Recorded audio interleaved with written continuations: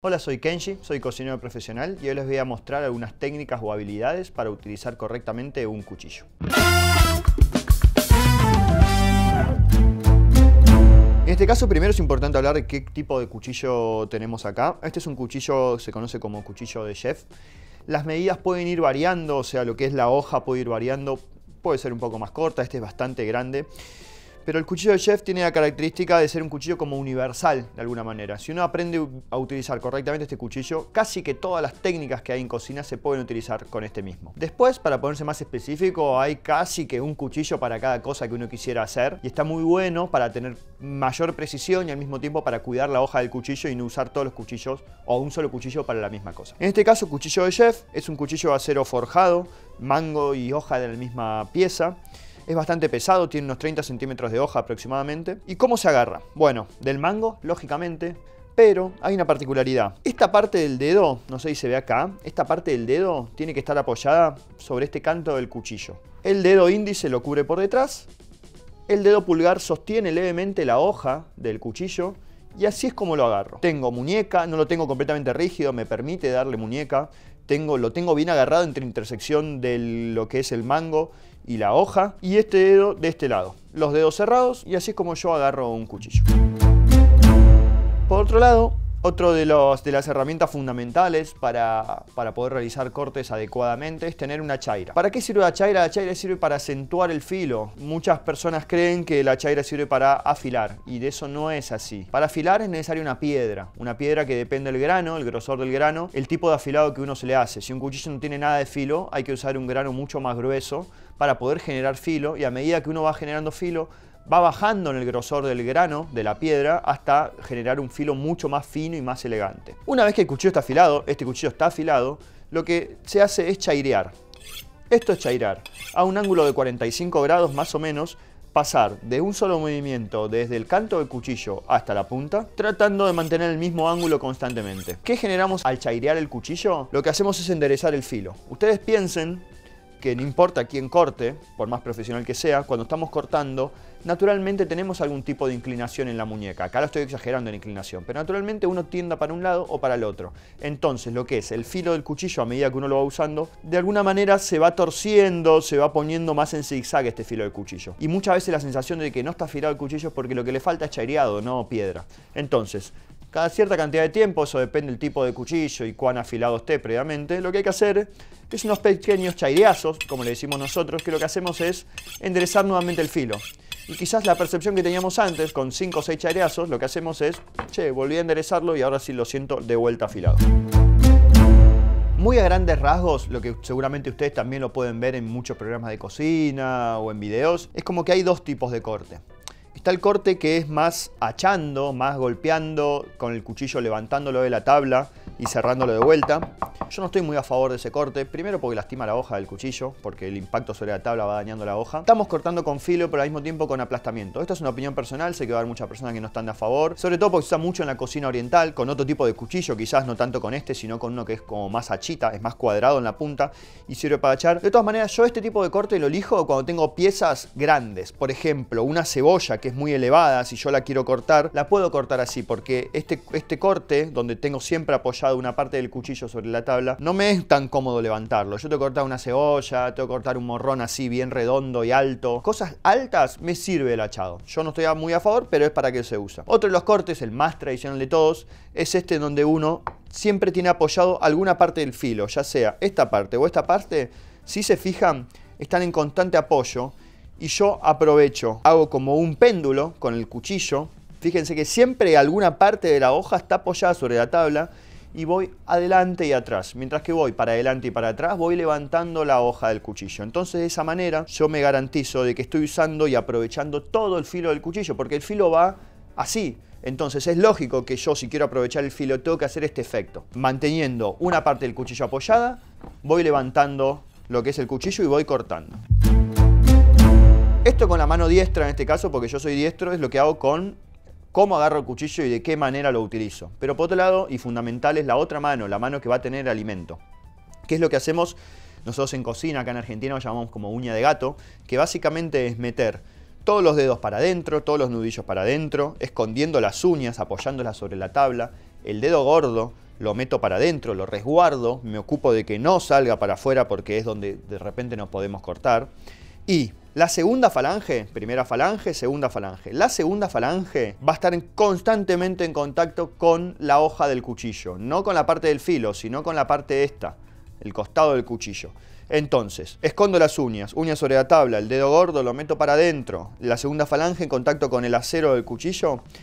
Y esta mano, la mano izquierda, es la que me marca la vara de ir avanzando. Yo con la mano izquierda tengo el alimento, tengo lo justo y necesario del alimento, y voy, mientras que voy retrocediéndola con la mano izquierda, voy avanzando con la mano derecha constantemente. De esa manera me puedo asegurar que lo que estoy cortando es lo que yo quiero cortar. Si yo tengo el alimento agarrado desde muy atrás y yo empiezo a ir a hacer así, salvo que tengas mucha práctica, es muy probable que no te quede un corte parejo. Entonces, ¿qué hago? Voy adelante de todo con el alimento, selecciono lo que yo quiero cortar, el grosor que yo quiero cortar y a partir de ahí empiezo a avanzar. Siempre con los dedos escondidos. Y lo que hay que priorizar, y esto lo dejo muy en claro, algo que me parece importante, hay que priorizar la precisión y no la velocidad. Lo que muchas personas quieren hacer es aprender a cortar rápido porque se ve lindo, es agradable, ok. La velocidad se la va a dar el tiempo, pero lo más importante es cortar con precisión, porque la precisión de un buen corte va a dar no solo una linda presentación, sino una cocción pareja en el momento de cocinar un alimento. Entonces, primero esfuércense, y es lo que yo siempre le digo con la gente que trabajo, esfuércense en la precisión. Después de la precisión, con el tiempo y práctica, va a venir la velocidad. Ahora les voy a mostrar algunas técnicas de corte que les va a dar muchos recursos para poder cocinar. Aprendiendo estas técnicas, después van a poder aplicarlas a cualquier tipo de vegetal o otros cortes que ustedes quieran hacer y van a tener un abanico bastante grande de posibilidades para poder cocinar de distintas maneras. Vamos a realizar el corte pluma. El corte pluma aplica específicamente y únicamente para la cebolla. La cebolla tiene la particularidad, es un alimento tan preciado en la gastronomía que tiene sus propios nombres para lo que son los cortes. Siempre para cortar tengamos tabla despejada, un cuchillo afilado, una chaira por si es necesario, un bowl o un plato para lo que son los desperdicios, porque los desperdicios una vez que los saquemos no lo dejemos sobre la tabla. Primero por contaminación, al mismo tiempo porque es peligroso e incómodo trabajar con muchas cosas en la tabla. Y otro plato donde vamos a disponer los cortes ya realizados. Vamos a quitarle el nudo, solamente lo justo y necesario, lo mismo desde la otra punta. La cortamos a la mitad y vamos a pelar la cebolla. Lo que hacemos es, acá estaría el nudo mirando para un lado, la otra parte mirando para el otro, para mí. Y empezamos a hacer el corte pluma. El corte pluma va a ir todo alrededor de la cebolla. ¿Cuál es una de las particularidades? Es que para lograr optimizar desde una punta hasta la otra y que no te quede una tapita, ahí les voy a explicar qué es esta tapita que les digo, es importante iniciar el corte también con un ángulo e ir subiendo, cerrando el ángulo a medida que vamos avanzando por la cebolla. Empezamos por acá, recuerden, uñas de gato, dedo pulgar escondido, segunda falange en contacto con el cuchillo y empezamos. Acá es donde, por ejemplo, yo aplico y utilizo esta manera de cortar como hachita. Fíjense que no hago esta, sino que hago esta porque es muy alto lo que es la cebolla y me permite un corte más preciso e ir achando. Pero mientras que voy achando, voy usando el filo de todas maneras. Aprovechen el filo del cuchillo. Llego a la mitad, giro la cebolla y empiezo de vuelta con un ángulo. El ángulo lo voy enderezando a medida que voy subiendo. ¿Qué pasaría si yo no enderezo el cuchillo? El primer corte que hago no me sirve para nada. Tiene tapita, esto que yo le digo tapita no me sirve. Entonces es por eso que vayamos con el ángulo, giramos la cebolla y seguimos cortando. ¿Y qué es lo que obtenemos? Esto es lo que se denomina cebolla en pluma. Acá tenemos un morrón amarillo. Vamos a aprovechar para mostrar dos técnicas de corte, que una es juliana y la otra es brunoise. Si pueden y tienen la posibilidad, en el momento que vayan a elegir o a comprar los morrones para hacer estos cortes, siempre elijan los morrones lo más parejo posible porque les va a garantizar también un corte mucho más parejo. En este caso es el morrón que tengo, les voy a mostrar cómo adaptar los cortes para eso. Quitamos la tapa del morrón, la otra parte, obviamente que todo esto se guarda para preparaciones donde no requiera un corte preciso y ahí sí lo abrimos, cortamos a la mitad y quitamos la nervadura. La nervadura no le aporta nada positivo a un plato, tiene mucha agua, tiene mucho sabor amargo, no tiene tanto sabor a morrón, la realidad es que no aporta absolutamente nada. Quitamos también las semillas que tenga. Esto que estoy haciendo, esto más de precisión, se hace con un cuchillo que se denomina cuchillo de oficio, que justamente se utiliza para pequeños trabajos más precisos, pero fíjense que con un solo cuchillo, si está bien afilado, es bueno y saben utilizarlo, pueden hacer absolutamente todo. Y lo que hacemos ahora es rebajar un poquitito el morrón. ¿Qué sería rebajarlo? Quitarle una pequeña capita, que tampoco la vamos a tirar, la vamos a utilizar para alguna salsa, preparaciones donde no requieran que se vea el corte final. Aplastamos bien, cuchillo bien filoso, apoyado sobre la tabla.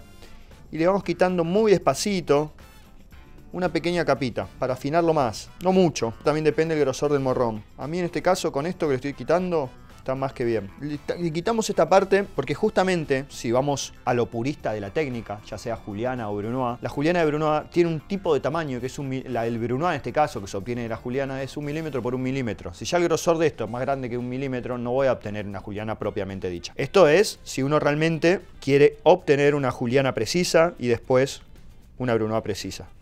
Fíjense que los cortes siempre los hago en serie. Hacer las cosas en serie me permite, primero, estandarizar los movimientos. Segundo, hacer las cosas más rápidas, porque probablemente cuando comienzo o que cuando termino ya logré ganar más ductilidad y hago las cosas más rápido. Y al mismo tiempo, trabajo más ordenado. Fíjense que la tabla siempre la tengo limpia. Tengo acá ya los cortes que ya están listos para poder utilizarse. ¿Qué es lo que vamos a hacer? Voy a separar la mitad. 2 pimientos amarillos los uso para sacar juliana y 2 pimientos voy a hacer brunoise, así pueden ver los dos cortes. ¿Qué sería juliana? Bueno, es el corte más finito que hay. Son tiritas muy finitas que tienen más o menos, si mal no recuerdo, unos 9 centímetros de largo, así que esto quedaría un poquito largo. Vamos a cortarlo acá, así vamos bien a lo que es la técnica. Más o menos por acá. Y bien finitos. Lo más finito que se pueda se corta la juliana. Vamos a la misma técnica. Uña de gato, los dedos escondidos, las uñas escondidas, el dedo gordo metido atrás de los otros dedos, la segunda falange esté en contacto con el cuchillo y acá sí voy a aplicar la técnica que ahora la van a poder ver bien, que es esta. Siempre una parte de la hoja del cuchillo está en contacto con la tabla. Y comenzamos. Vamos a empezar lento primero para asegurarnos la técnica y una vez que ustedes ya se sientan seguros que están cortando como corresponde, pueden ir ganando velocidad. Pero primero vayan en la técnica. Y fíjense como siempre hay una parte del cuchillo apoyado en la tabla y como con el cuchillo voy para adelante y para atrás para asegurarme que estoy usando el filo. Y ahora vamos a hacer brunoise. Brunoise es el corte más chico que se conoce en gastronomía. La brunoise parte desde una juliana. O sea, vamos a repetir el corte, sacamos unas finas tiras, a partir de esas finas tiras las damos vuelta, las alineamos para tener cortes parejos y a partir de ahí comenzamos con lo que es la brunoise, que son cubitos de 1 milímetro por 1 milímetro. Si lo pueden ver, estos son los cortes. Vamos a realizar un corte que se llama al bies, o en español se conoce como al sesgo. Es levemente en diagonal. ¿Cuál es el propósito? Y esto, la verdad, voy a interpretar cuál es el propósito del corte porque yo creo que es una cuestión más de presentación. El al bies se suele usar para cuando te aseguras que este tipo de corte se va a terminar ver en el resultado final del plato. Podés ganar mucho más altura, es un corte mucho más elegante de alguna manera. No es un corte tan simple porque reúne varias técnicas y es importante ir cerrando el ángulo. Primero abrir el ángulo del cuchillo y después cerrar el ángulo del cuchillo. ¿Por qué? Porque nosotros vamos a empezar a cortar en diagonal. Si nunca paramos, si nunca cerramos el ángulo del cuchillo, al principio vamos a tener un corte en diagonal así y dentro de un rato el largo va a ser así porque cada vez es más abierto el ángulo. Entonces, ahora les voy a explicar bien, cuando lo vean lo van a entender. Es importante, mientras que voy cortando, voy cerrando la cara del cuchillo, esta parte la voy metiendo hacia mí para poder asegurarme que el largo del corte va a ser levemente parejo. Empezamos, siempre la primera parte del corte al bies se desperdicia, que es la puntita esta, entonces ya logramos tener un ángulo diagonal. Y ahora empezamos a cortar en diagonal, ni más ni menos.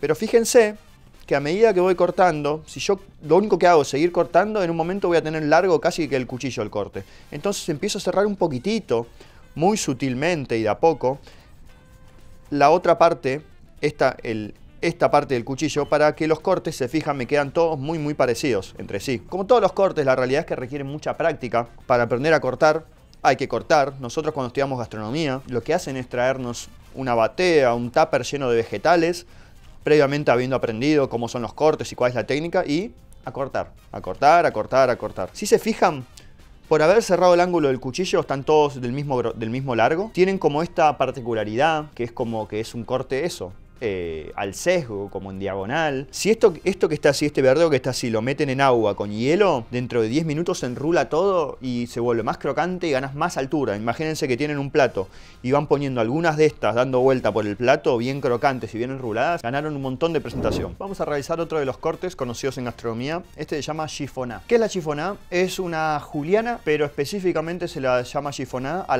la juliana de hojas verdes. ¿Cómo obtenemos una chiffonade correcta? Bueno, primero una hoja verde, en este caso tenemos una hoja de espinaca. Elegimos una hoja grande, así podemos visualizar bien lo que es el corte, pero se puede hacer con hoja de perejil, de cilantro, de albahaca, de salvia, de menta, lechuga, cualquier hoja verde. Y lo que hacemos es, en este caso tengo 3 hojas, superpuse una arriba de otra, la enrollo bien finito y una vez enrollado, lo corto bien finito. Es muy importante siempre que vayan a cortar que el cuchillo esté afilado, pero más que nunca para hacer cortes de hojas verdes. ¿Por qué? Porque la hoja verde está llena de clorofila y la clorofila en contacto con el oxígeno se oxida muy rápido. Ya de por sí al cortar estoy exponiendo a esa clorofila que se oxide. Si encima estoy cortando con un cuchillo que no está afilado, no solo que estoy cortando, sino que estoy dañando más todavía la estructura celular que tiene la hoja y hace que se exponga mucho más lo que es la clorofila y se oxida mucho más rápido. Entonces, cuanto más afilado está el cuchillo, más lenta va a ser la oxidación. Dedos, uña de gato, dedo gordo atrás, uñas pegadas sobre la tabla, segunda falange en contacto con mi hoja del cuchillo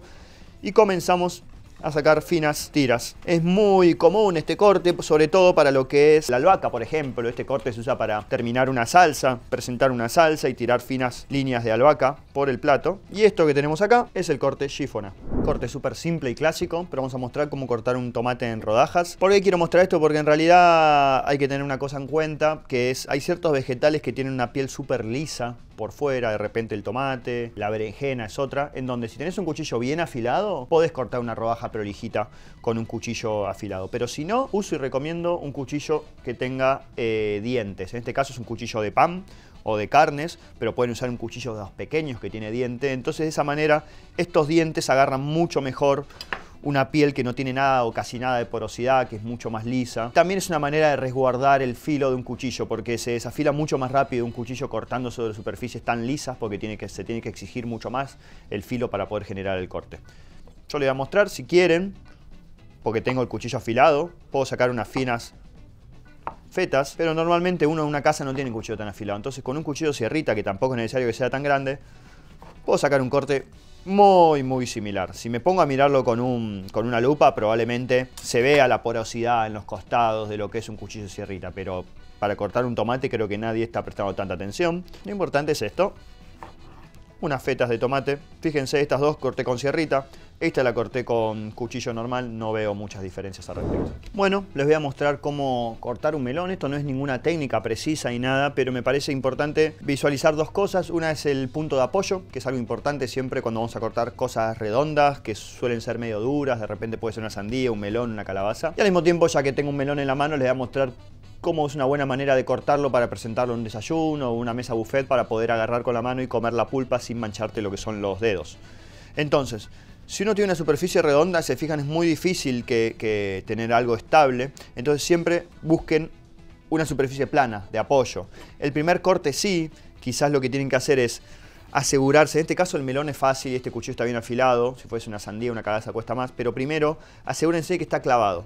Quizás porque si empiezan a cortar sobre algo que no está muy clavado y encima no tienen un punto de apoyo, ahí es donde se vuelve peligroso el corte y se pueden llegar a lastimar la mano. Entonces asegúrense que el cuchillo está clavado. Si es necesario ahí, ayúdense con la mano, siempre teniendo el producto en cuestión. Y ahí ya tenemos el melón abierto.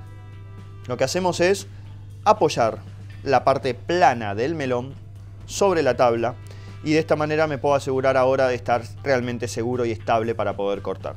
Lo que hago es, quito una punta, quito otra, de esta manera vuelvo a lo mismo, me puedo asegurar de que tengo una superficie estable de apoyo y con un cuchillo afilado y con buena muñeca, lo que podemos hacer es, lo vamos pelando. Les voy a mostrar dos maneras. Una es directamente esta, que es para pelar este tipo de frutas. Fíjense que lo que hago es usar el efecto sierra, o sea el efecto va y ven, y al mismo tiempo voy acompañando con el ángulo del cuchillo.